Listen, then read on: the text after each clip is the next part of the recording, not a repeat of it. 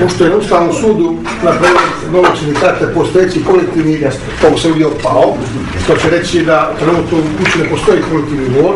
Nije pao. Ali ja ću sam se gledati, ja povlačim svoj potpis tog dokumenta.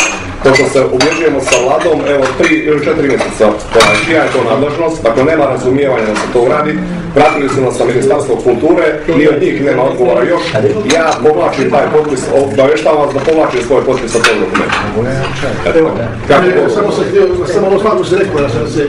Nemam uopšte želju da ja povlačim taj potpis, obavještavam vas da povlačim svoj potpis sa tog dokumenta. Ja povlačim taj potpis, obavještavam vas da povlačim svoj potpis sa tog dokumenta. Ja povlačim taj potpis, obavještavam vas da povlačim svoj potpis sa tog dokumenta.